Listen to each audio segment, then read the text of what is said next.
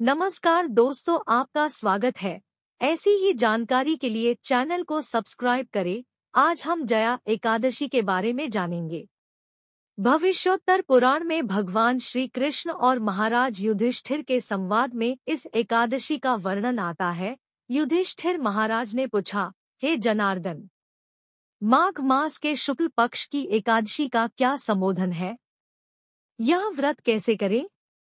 किस देवता की पूजा करनी चाहिए? भगवान श्री कृष्ण ने उत्तर दिया, राजेंद्र, सुनो। माघ मास के शुक्ल पक्ष की एकादशी को जया एकादशी कहते हैं। सब पापों का हरण करके मोक्ष देने वाली यह उत्तम तिथि है। जो कोई भी इस व्रत का पालन करेगा उसे पिशाच योनि प्राप्त नहीं होगी। इसलिए प्रयत्नपूर्वक इस जया एकादशी का पालन करना चाहिए। प्राचीन काल में स्वर्ग में देवराज इंद्र का राज था। देवगण अप्सराओं के साथ पारिजात वृक्ष से शोभित नंदनवन में विहार कर रहे थे। 50 करोड़ गंधर्वों के नायक देवराज इंद्र ने अपनी इच्छा से वन में विहार करते हुए नृत्य का आयोजन किया था। गंधर्वों में प्रमुख पुष्पदंत, चित्रसेन और उसका पुत्र ये तीन थे। चित्रसेन की पत्नी का नाम मालिनी था। मालिनी और चित्रसेन की कन्या पुष्पवंती थी। पुष्पदंत गंधर्व का पुत्र माल्यवान था। माल्यवान पुष्पवंती के सौंदर्य पर मोहित हुआ था।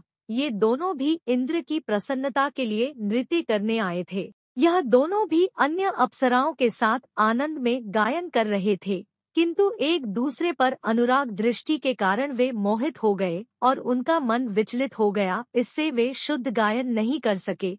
कभी ताल गलत तो कभी गायन रुकता। इस बात से क्रोधित और अपमानित होकर इंद्र ने श्राप दिया, आप दोनों पतित हैं, मूर्ख हैं, तुम्हारा धिक्कार हो। मेरी आज्ञाभंग करने के फलस्वरूप आप पति पत्नी के रूप में पिशाच योनि में जन्म लेंगे।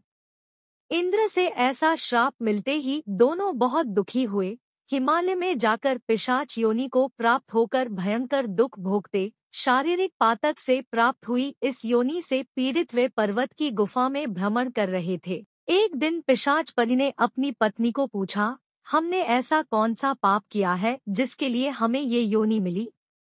नरक यातनाएं तो दुखदायक है, पर पिशाच योनि में भी दुख बहुत भयानक है।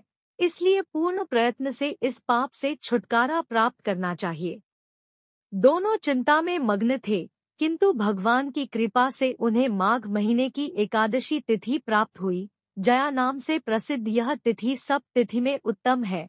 इस तिथि उन्होंने अन्न ग्रहण नहीं किया, जल ग्रहण नहीं किया, किसी जीव की हत्या भी नहीं की और कोई फल भी नहीं खाया। दुख से व्याकुल सूर्यास्त तक वे बरगद के वृक्ष के नीचे बैठे रहे। भयानक रात उनके सामने उपस्थित हुई, पर उन्हें निद्रा तक नहीं आई। कौन से भी प्रकार का सुख और काम सुख भी उन्होंने नहीं भोगा। रात्र समाप्त होकर सूर्योदय हुआ। द्वादशी का दिन निकला। उनसे जया एकादशी के व्रत का पालन हुआ था। उन्होंने रात भर जागरण किया था। व्रत के प्रभाव से और भगवान विष्णु की शक्ति के कारण दोनों इस योनि से मुक्त होकर अपने पूर्वरूप को प्राप्त हुए। उनके हृदय में फिर से पहले का अनुराग उत्पन्न हुआ। अलंकार से शोभित होकर विमान में विराजमान होकर स्वर्गलोक में गए। देवराज इंद्र के सामने प्रसन्नता पूर्वक जाकर उन्हें सादर प्रणाम किया। उन्हें पूर्वरूप में देखकर इंद्र को आश्चर्य हुआ और उन्होंने पूछा, किस पुण्य के प्रभाव से आप पिशाच योनि से मुक्त हुए? मुझसे श्राप पाकर भी आप कौन से देवता के आश्रय से शाप मुक्त हो गए? माल्यवान ने कहा, हे स्वामी, भगवान वासुदेव की कृपा से तथा जया एकादशी के व्रत से हम पिशाच योनि से मुक्त हुए। देवराज इंद्र ने कहा, अब मेरे कहानुसार आप दोनों सुधापान कीजिए। जो लोग भगवान वासुदेव की शरण लेते हैं और एकादशी का पालन करते हैं, वह हमें भी पूजनीय है। भगवान श्री कृष्ण ने कहा, हे राजन, इसलिए एकादशी का व्रत करना चाहिए। हे नृपश्रेष्ठ, जया एकादशी ब्रह्महत्या के पातक से भी मुक्त करती है। जिसने जया एकादशी के व्रत का पालन किया, उसने सभी प्रकार का दान तथा यज्ञों को अनुष्ठान करने जैसा है। इसकी महिमा पढ़ने अथवा सुनने से अग्निष्टोम यज्ञ का फल प्राप्त होता है। दोस्तों, लाइक, कमेंट एंड सब्सक्राइब करें। दोस्तों लाइक, कमेंट एंड सब्सक्राइब करें।